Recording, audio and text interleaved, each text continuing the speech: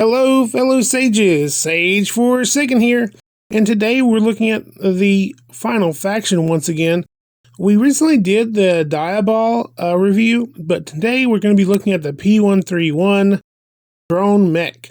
The P-131 really brings me some nostalgia for some Gundam, much like the other mech you're seeing here, the ACRM. It does have, of course, the 5 points of articulation we've come to understand is a staple of the final faction. And of course, that means that we've reviewed Scope, Torn, Churro, Diabol, Riptide, and Amari all in this set, in this wave. We still have to go and look at Kreptis, but here is the P-131 up close. The arms and head are black paint, a black plastic, and the center is green plastic with some dry brushing on it. You can see that there's holes on the back because there is an accessory pack with some rockets and some little, almost like drone flying things to make it where it can fly into combat. And it does kind of add a little bit more imposing figure to the figure since it is kind of short. The head does twist back and forth a little bit, but it does not really turn very far. And even if it did, its shoulders would be too far in the way to be able to see any further left or right. So I hope they got some good sensors or something to be able to see with.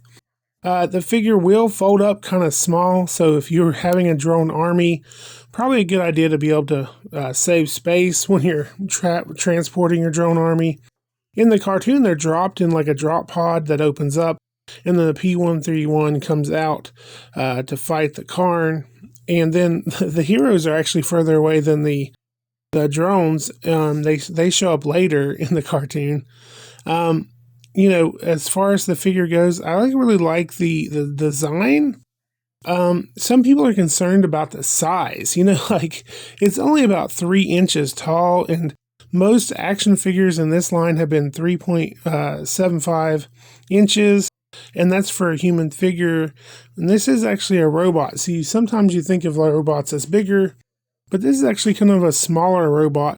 Though I would hate those cannons to be fired at me. Those things are pretty massive. And the reason it looks small is that when we saw it in the cartoon, they kind of got this bam, huge shot where it's taking up the whole screen almost. And you think like, oh wow, this thing looks massive. But actually, later on in the cartoon, when they're driving around, in the background, you see it fighting a Synthoid, and you can kind of see the scale of these figures, that they are smaller. So just keep that in mind, that they didn't bait and switch us no matter what you thought you saw. This is the right scale for the figure. Now, putting it next to the other figures, you can see it's only coming up to the waist on the ACRM. But, basically... it's a great addition to the line. If you like these videos, like, comment, and subscribe. And pour on the plastic.